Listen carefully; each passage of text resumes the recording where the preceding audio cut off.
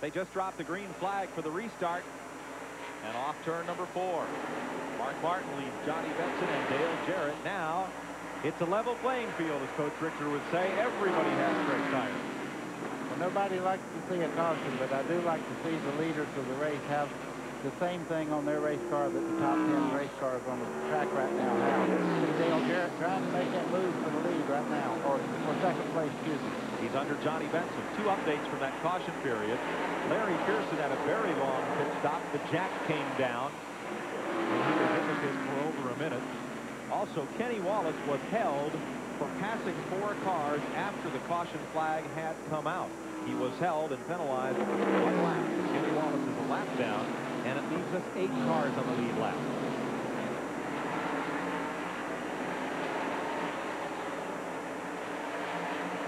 Well, that's trouble looking to happen right there. When you wad all these cars up like that, you see them 3 wide down the front straightaway. We're with Randy LaJoy going into turn 1 here. See them wiggling around. Even with fresh tires, these cars are a little bit loose. LaJoy in 10th place, 1 lap down. He is battling with Brad Little for 9th. Also 1 lap down, a little further up in that pack. To the inside, there's the red and yellow Bayer car. 2 cars up on the inside. 2, 3, and 4 deep. And watch it, Mr. Fuller. Yeah. Jeff Fuller is the 47, made it 3 wide going in that corner. You see how much time he lost by going that wide in that corner. Here's Kenny Wallace back in the car now. 1 lap down, gets underneath Elton Sawyer, moves up to 18. Ooh, big handful of steering wheel for Sawyer there.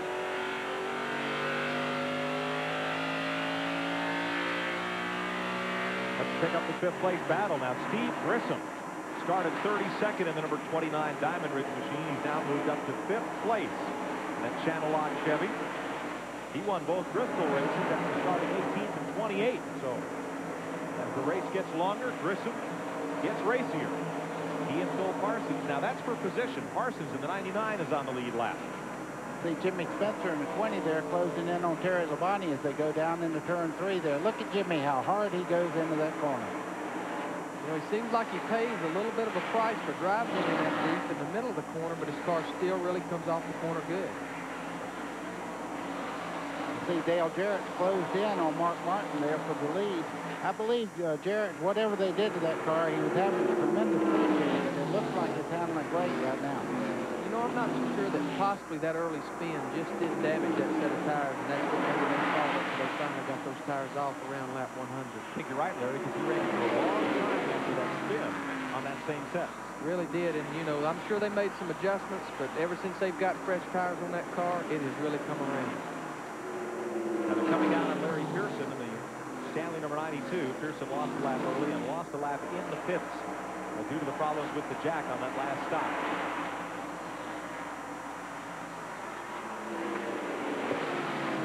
If anybody's coming to the front, they better get going to catch this pair. Yeah, because they're not racing each other. They're racing the racetrack right at the moment, and they're making a great time. Back in the pack here, they're fighting for position. Mark Martin trying to tiptoe underneath Larry Pearson now. Put Pearson 3 laps down and keep Dale Jarrett behind him. Hey, you see in the screen there still that Lipton T Chevrolet. He ain't giving up yet. He's still going after the win here. Championship or not. Oh, Benson is coming. 76 laps to go this time by. Crowd of 45,000 on hand tonight. Saw a great super truck race. Craftsman Series last night, and of course Winston Cup racing here tomorrow night.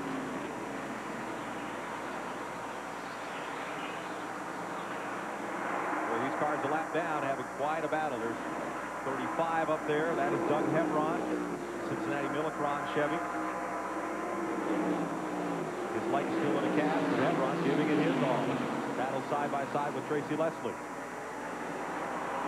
Back up front.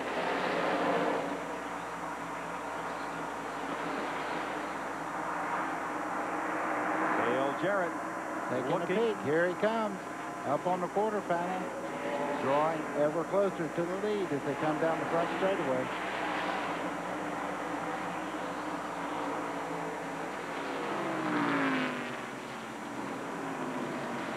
Boy, Larry, that's a stout race car. When you can get all the way under somebody and clear of McCarling to the middle of the corner. That car is really working good. It really gets in good, goes to the center, and really comes up off the corner. So Dale Jarrett has taken the lead from Mark Martin with some 74 laps to go. We'll be right back. Today's exclusive coverage of the Autolite Platinum 250 on TNN is being brought to you by Stanley. Since 1843, Stanley has been helping people do things right. Welcome back to Richmond. Mike Joy with Buddy Baker and Larry McReynolds. Glenn Jarrett and Randy Pemberton in the pits tonight for TNN. There is the lead battle. Dale Jarrett leads for the second time tonight. He led laps 22 through 24. And finally comes back to the front. Remember, he was involved in a spin that brought out the caution early. Kenny Wallace and Jeff Green are running 13th and 14th. The car is 8 and 3, 1 lap down. Wallace penalized the lap for passing 4 cars after the caution had come out in turn 2.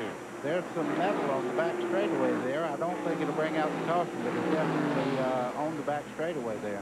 You know, you would say it's out of the groove, but the way these guys have been running 4 deep, it's in somebody's groove. It will be if we have a restart, that's for sure.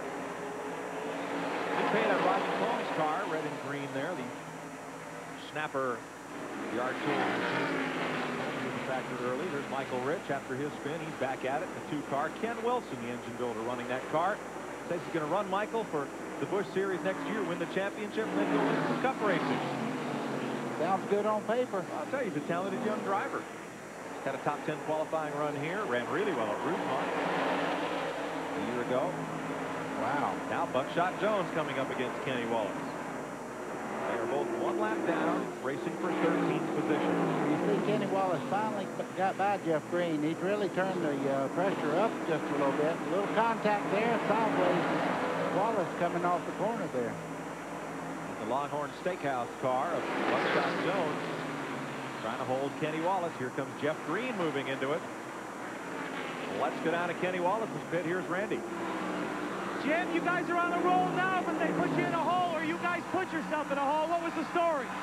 Well, the Red Dog Ford was, we were a little bit tight at the start of the race, and we got down a lap, and then we made it up through a good pit stop, and we had a good set of tires, and NASCAR thought we passed some cars coming in on pit road or something.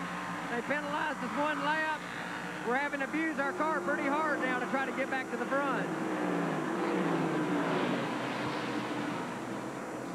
Boy, that sounded good, didn't it? Huh? Kenny's car is really working good, but I'm going to tell you, it's going to be hard to make a lap up on those 2 cars right there. Both those cars are really good. And the lead has changed. Mark Martin back out front.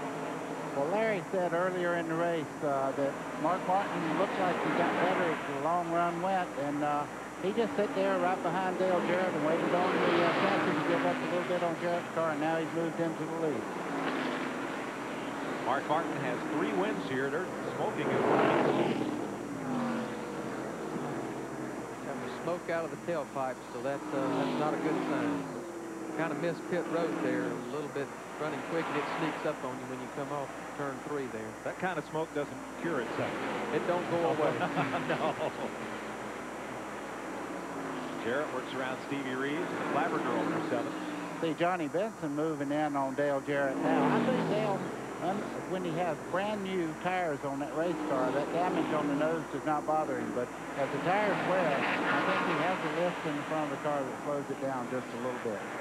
Definitely has lost some of his front downforce. And downforce in both ends of the race car, front and rear, is really important here at Richmond. Not much banking here for the car to get a hold of. You really got to have a good handling car. You got to have a good handling chassis. You got to have good downforce. And I tell you, you got to have a good motor here, too. It takes the full package.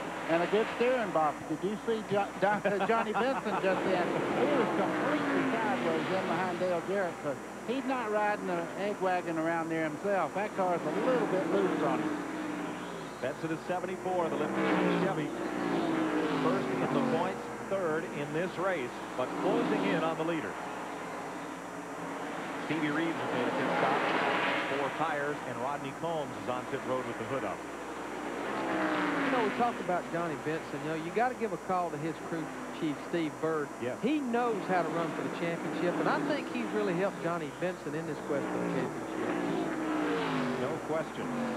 191 laps complete. 59 to go. We'll be right back with you live here on TNN.